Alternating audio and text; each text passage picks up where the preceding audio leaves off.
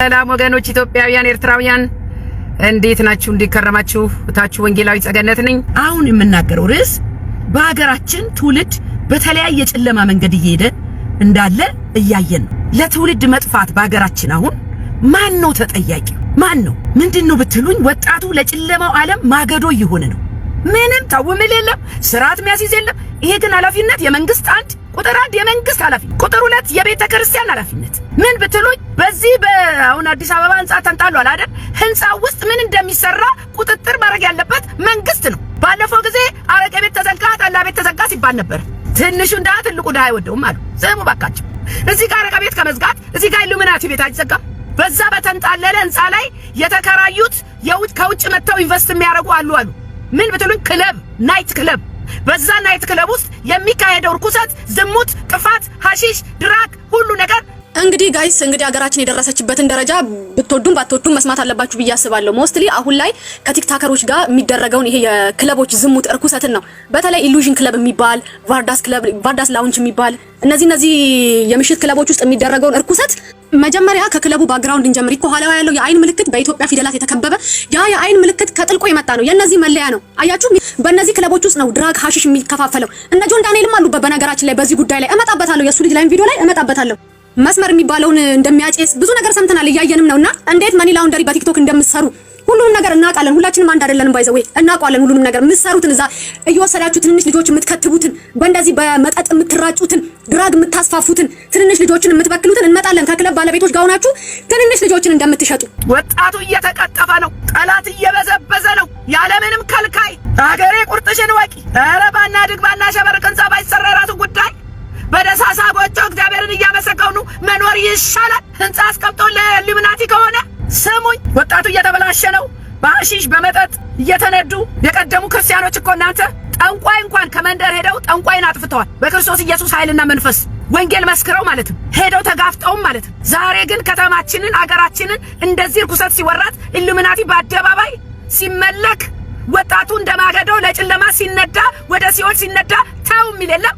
ኧረ ተው የሚል የለም። በቃ ገንዘብ ካመጣ ሁሉ ነገር ልቅ ሆኗል ማለት እኮ ነው። በጣም የሚያሳዝናችሁ ነገር ያ እዚህ ጋር ጽፌዋለሁ ስሙን። እንደውም ምንድነው ኢሉዥን የሚባል ክለብና ቫርዳስ የሚባል ክለብ በኢትዮጵያ ፊደል የተከበበ የአይን ምልክት ያለው የኢሉሚናቲ ምልክት ፎቶ ይነሳሉ። እዛ ጋር በፐርፐዝ ነው እዛ ጋር ሄዳ የተነሳችሁ። ይሄ የኢሉሚናቲዎች ምልክት ነው፣ ከኋላ አይን ያለበት፣ ሌላ ምንም እንትን የለውም። ቀጨ ስለተጨመረበት ኢትዮጵያዊነትን አያመጣም። እኛ መቼም እንደ ሰው ልጅ ማንም ሰው ጥቅሙን ይወዳል። ያለ ጥቅሙ እኮ የሚከተል የለም። የሆነ ነገር ላታገኝበት፣ የሆነ ነገር ላታተርፍበት ምንም ነገር አትከተልም፣ ጊዜ አትሰጥም፣ አታደርግም። እንደ ሰው ነው ምላችሁ። አንድ ነገር ስንከተል አተርፋለሁ ብለን እንቀበላለን ብለን ነው። ኢየሱስን መከተል ግን የምርጫ ጉዳይ ነው። ማንም ሰው ተገዶ ኢየሱስን የተከተለ የለም። በኃይል አይደለም የእግዚአብሔር ነገር። ይሄው ጉዳችንን በአደባባይ እየወጣ ነው። አንዷ እህታችን ስትናገር ነበር። እሷ ደወልኩ ስልክ ጂፒኤስ ሩዋንዳ ጂፒኤስ ቲቪ ላይ ደውዬ ስጠይቅ ነብይ ነው ከአሜሪካ ነው አሉ። ከዛ አሜሪካ ነው ተብሎ የሚመጣው አርብ ነው ምናምን ነገር ተባለና እስኪ አርብ ነግቶ ነው እግዚአብሔር ይናገረኛል አልኩኝና ያችን ቀን ጠብቄ ሄድኩኝ። ሲሄድ የሆነ አርብ ጠዋት መጥቶ እዛ ማገልገል ጀመረኝ። እዛ ቸርች ገባሁ። እዛ ቸርች ገብቼ አርብ ቀን የመጀመሪያ ቀን 11 ሺህ ብር ነው እዛ ጋር የሰጠውኝ። ስጡ ነው የሚል ያስገድዳል ሁሉ እውነት ለመናገር። ከዛን በቃ የዛን ቀን ያለኝ ያስኩት ብር ነበረ በቤት ኪራይ ብዬ ነበር ያስቀመጥኩትኝ። ያችን ምሰራባት ብዬ ደግሞ ያስቀመጥኳታለችና ያንን ብር 11 ሺህ ብሩን አንስቼ ሰጠው። በ1 ሺህ ብሩ ዘይት ገዛው። እዛ ቪዲዮ ላይ የተወከው ነው መጀመሪያው ቪዲዮ ላይ እሱን ዘይት ገዛው። ቢሮ ውስጥ ላይ ካሜራ ይኖራል። እነሱ ግቢ ያለው ውጭ ላይ ነው ካሜራ ያለው እንጂ ግቢ ውስጥ የለም። ውጭ ላይ ማለት መንገደኛውን የሚያይ ብቻ ነው። ውስጥ ላይ ግን ካሜራ አይደለም። ሴት ልጅ እዛ ውስጥ ገባ ማለት ምን ሊያስብ እንደሚችል ሴት ልጅ ሁሉ የታወቀ። ምክንያቱም በቃ ሻወር ቤት አለ፣ ትልልቅ እንዳለ ሳሎን አለ፣ የሆነ ድብብ ክፍሎች፣ ብዙ ክፍሎች ናቸው ያሉት። ያው የእግዚአብሔር ሲጠብቅ ነው። ከዛም በኋላ ማክሰኞ ቀን ተቀጠርኩኝ፣ ሄድኩኝ። ሲሄድ ፕሮፌቱ ገና አልነበረም። ከፓስተሩ ጋር ቁጭ ብለን እያወራን ፕሮፌቱን ጠበቅ ነው። ከሱ ጋር እያወራን ለካን እሱ በሌላ መግቢያ ስላለው ገብቶ ቢሮ ቁጭ ብሏል ፕሮፌቱ ማለት ነው። ከዛ ተነሽ በቃ አለ እኮ ፕሮፌት ገብቷል ሲሉኝ እዚህ ደብቀው ነው እንዴ ታዲያ የለም እያሉኝ ነበር ብዬ በውስጤ ነው ለብቻዬ ነው የማወራው።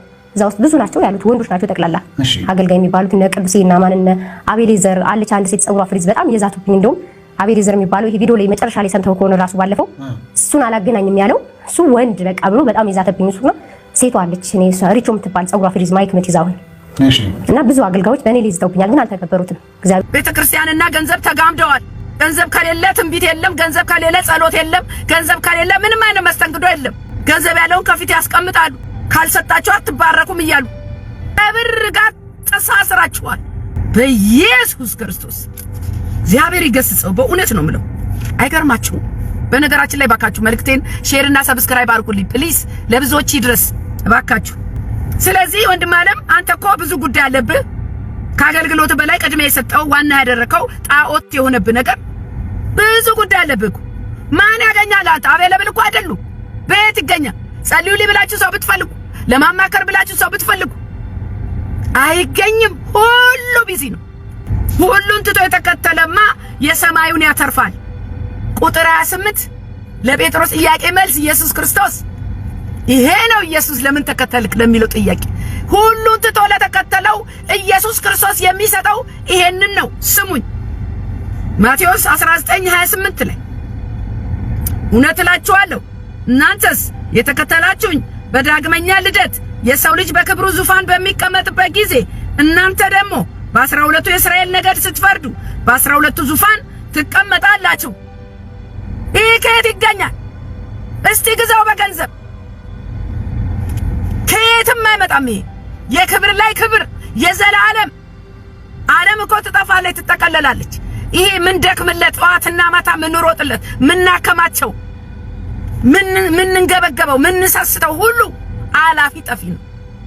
ይሄው ጌታ ኢየሱስ ክርስቶስ ለነ ጴጥሮስ ቃል የገባው ዛሬም ላሉት ሁሉን ትተው ለተከተሉት የሚያተርፉት ነገር ምንድነው ካልከኝ ይሄው ሰማያዊ ትርፍ።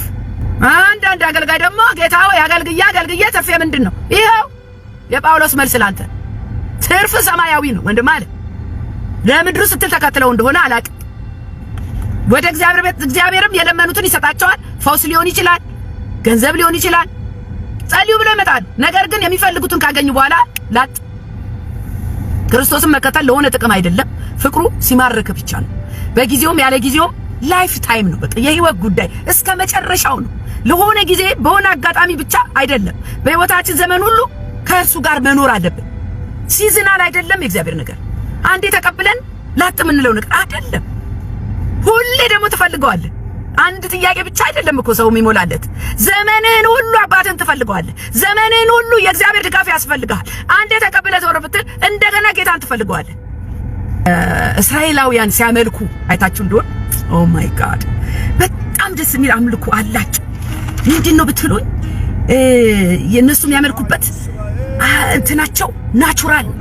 የኛ ተበርዟል። እናንተ አጠራራቸው ቅላጼው ራሱ የሚገርም ነው። ልብ የሚነካ የእስራኤላውያን አምልኮ። በነገራችሁ ላይ እስራኤላውያን ኢየሱስ ክርስቶስን ቢቃወሙ ወደ ኢየሱስ ክርስቶስ መምጣታቸው አይቀርም። የወጉትን ያዩታል እኮ። እግዚአብሔር እኮ እነሱን ለማስቀናት እነሱን ወደ ክርስቶስ ኢየሱስ ለማምጣት ነው እኛን የዱር የነበርነውን ቤተሰብ ያልነበርነውን በክርስቶስ ኢየሱስ በማመን የቀላቀለን። ስለዚህ በእስራኤል ጉዳይ ምንም እኛ ለእስራኤል ሰላም ከመጸለይ ውጪ አያገባንም። እነሱ እንዲህ ናቸው። እነሱ ምን አገባ? እግዚአብሔር እንደሆነ እስራኤልን አይጥላትም፣ አይተዋትም፣ ይወዳታል እስከ መጨረሻው። ስለዚህ የእስራኤላውያን አምልኮ ኦ ማይ ጉድነስ ጭስ የለው፣ ማጠንት የለው፣ ዳንኪራ የለው፣ እንደኛ ቤት ኪቦርድ የለው። የሆነ ሚነፉት ነገር ይላል። አዶናይ ኤሎሄ ኦ ማይ ጋድ።